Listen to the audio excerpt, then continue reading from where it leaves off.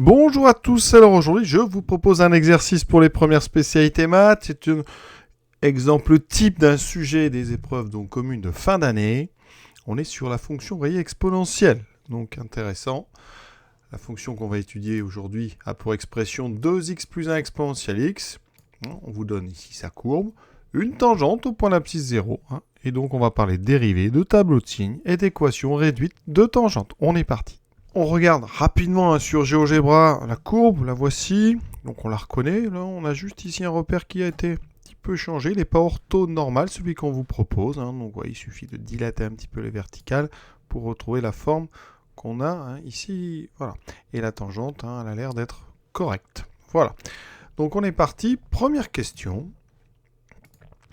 Déterminer les coordonnées des éventuels points d'intersection de la courbe CF avec l'axe des abscisses. Alors qu'est-ce qu'il faut résoudre comme équation pour trouver donc ces coordonnées? Tout d'abord, l'axe des abscisses, c'est l'axe horizontal, bien sûr.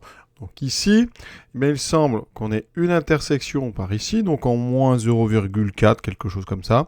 Et il va falloir vérifier ici si on a ou pas une intersection. Donc par le calcul, ça veut dire qu'il va falloir trouver quand est-ce que f de x vaut 0. Donc on est amené à résoudre l'équation f de x égale 0. D'accord? Donc f de x égale 0. Eh bien, ça équivaut à 2x plus 1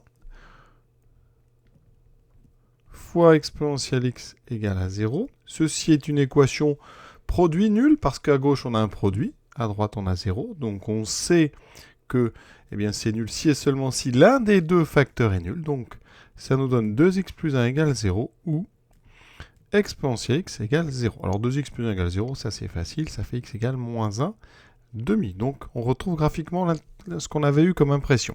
Exponentielle x égale 0. Alors ça, capital. Il faut savoir que quel que soit un grand x, alors ça c'est le symbole pour dire quel que soit x donc réel, exponentielle x est strictement positif. Donc exponentielle x est différent de 0. Ça veut dire qu'ici, ceci est impossible.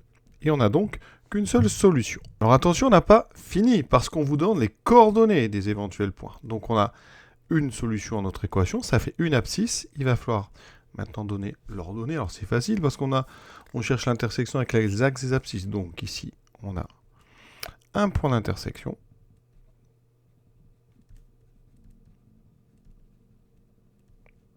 Deux coordonnées. Et bien donc, on a son x, moins 1 demi. Son y est forcément égal à 0, puisqu'il est sur l'axe des abscisses. Et donc, on a terminé cette première question. Deuxième question, il s'agit de trouver l'expression de la dérivée et de la mettre sous forme d'un produit. Donc, on va revenir sur f de x. C'est 2x plus 1 fois exponentielle x. Comment dérive-t-on une telle expression? Eh bien, ici, on voit que c'est un produit. Alors, ça, c'est donc u de x multiplié par v de x avec u de x qui est donc 2x plus 1 et v de x qui est exponentielle x. On remarque que u et v sont dérivables sur R parce que u c'est une fonction affine et v c'est l'exponentielle. D'accord? Donc c'est pour ça que f est dérivable sur R parce que c'est le produit de deux fonctions dérivables. Il va nous falloir donc deux choses, u' et v', parce qu'on va utiliser la dérivée d'un produit, donc uv', c'est u'v plus uv', à connaître absolument par cœur. C'est la dérivée d'un produit. U', c'est la dérivée d'une fonction affine, donc il reste uniquement le coefficient directeur, la pente, donc 2. Et v', ça c'est simple. On sait que la fonction exponentielle est sa propre dérivée, donc dérivée de v, c'est exponentielle. Donc c'est ici, v' de x, c'est exponentielle x. On va appliquer notre petite formule. Alors moi, en présentant u et v comme ça, ça me fait cette petite croix-là, u'v, donc plus uv'. Je n'ai juste qu'à recopier maintenant tranquillement. U', donc 2 fois exponentielle x, ça c'est u'v, plus u, donc 2x plus 1 fois v'. Voilà. Alors on n'a pas exactement, vous voyez, la forme qu'on nous demande. Pourquoi? Parce qu'on ne l'a pas encore factorisé. Et on peut factoriser par exponentielle x. Donc, je factorise. Alors, je vais mettre exponentielle x après. J'aurai 2 plus 2x plus 1. Je peux enlever les parenthèses. Ça me fait donc 2x plus 2 plus 1, 3. C'est exactement ce qu'on demande. Donc ici, on peut dire CQFD, ce qu'il fallait démontrer. Troisième question maintenant. Dresser le tableau de signes de f' sur R et en déduire les variations. Alors le signe, vous remarquez que f', on vous a donné son expression factorisée. Donc on va pouvoir, pour trouver le signe de f', trouver le signe de chacun des deux facteurs. Alors, on va vraiment parler d'exponentielle. Je vous ai dit tout à l'heure, quel que soit x, on sait qu'exponentielle x est strictement positif. J'utilise encore ce symbole qui veut dire pour tout, quel que soit, ce qu'on appelle en maths un quantificateur universel. Pour tout x, on a cette propriété ici. Et donc, le f' est du signe, f' de x est du signe de 2x plus 3. Et 2x plus 3, c'est une petite fonction affine. Et donc, on sait faire 2x plus 3. On sait, alors je vais détailler un petit peu, ça s'annule quand x est égal à moins 3 demi.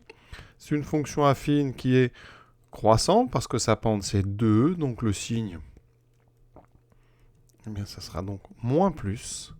Et comme f' a le même signe, on a donc le signe de f'. Alors je l'indique parce qu'on nous le demande. Voilà, f' est donc négative, s'annule en moins 3 demi, puis positive. Alors les variations, elles se déduisent du signe donc de f'. Et donc les variations de f, on peut aussi écrire variation de f de x en fonction bien sûr de x. Ça veut dire qu'ici, les variations f est décroissante de moins l'infini à moins 3 demi, donc les valeurs vont diminuer, puis ensuite croissante, les valeurs vont augmenter, avec ici un minimum en moins 3 demi. Alors en moins 3 demi, on va quand même calculer l'image. Alors attention, on remplace dans f, pas dans f', donc dans 2x plus 1 là-haut. Donc 2 fois moins 3 demi plus 1 fois exponentielle de moins 3 demi, ce qui me donne donc 2 fois moins 3 demi, ça fait moins 6 demi, ou alors on simplifie par 2, ça fait moins 3. Moins 3 plus 1, ça fait moins 2. Donc j'ai moins 2 exponentielle, moins 3 demi. Et donc ici, on peut écrire ça, moins 2 exponentielle, moins 3 demi. Et vous voyez que la calculatrice me donne à peu près moins 0,40, donc 45. 0, à peu près, donc moins 0,45. Donc c'est à peu près ce qu'on a comme impression sur le graphique qui est fourni. Ça veut dire que ici, sur le graphique fourni, le minimum est atteint ici, donc en moins 1,5, et que là, c'est moins 0,45 à peu près. Voilà, et ça correspond quand même à ce qu'on se voit. Donc on a, je pense, fait du bon travail. On peut continuer. Maintenant, on nous demande l'équation réduite de la tangente t. Alors une équation réduite, c'est une équation sous la forme y égale à x plus b. Il faut savoir que l'équation de la tangente au point d'abscisse petit a, c'est donc y égale f' de petit a fois x moins petit a plus f de petit a. Ça, c'est donc l'équation réduite de la tangente au point d'abscisse, donc petit a. Donc ici, petit a, c'est 0, parce que dans le texte t, vous voyez, c'est la tangente au point d'abscisse 0. Donc on remplace petit a par 0. Donc j'ai besoin de f de 0. Et j'aurai besoin aussi de f' de 0, puisque dans l'équation apparaissent f de petit a et f' de petit a. Alors f de 0, je remplace dans l'expression de f, donc ça me fait 2 fois 0 plus 1, donc 1 fois exponentielle 0. Vous savez qu'exponentielle 0, ça fait 1, donc f de 0 vaut 1. f' de 0, je remplace donc dans l'expression de f', je l'ai encore ici, donc ça me fait 0 plus 3, donc 3 fois exponentielle 0, ça me donne 3. Donc, mon équation, ça sera y égale f', donc 3 fois x moins 0, plus f de 0 plus 1.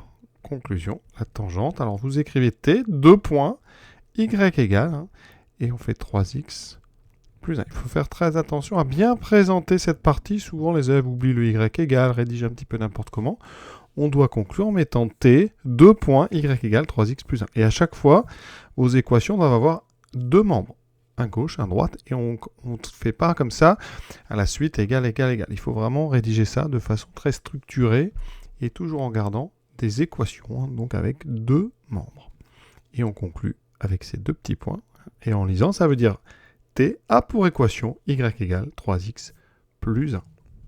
Alors 3x plus 1 déjà, bon, on voit que cette droite ici rouge, elle monte assez vite. Donc une pente, normalement, ça veut dire qu'ici, quand on avance d'une unité, pour revenir sur la droite, on devrait monter de 3. Effectivement, c'est à peu près ce qu'on a.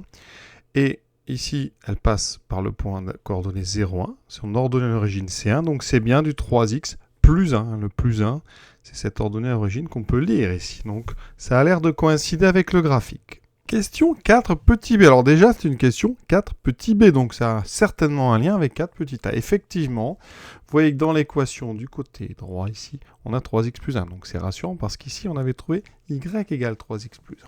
Alors qu'est-ce qu'on remarque graphiquement? Alors, je vais faire un petit peu de nettoyage ici. Qu'est-ce que vous remarquez? Que graphiquement, la courbe bleue semble toujours au-dessus de la courbe rouge. Donc, t est toujours en dessous de CF. Autrement dit, CF est toujours au-dessus. CF est toujours au-dessus de T. D'accord?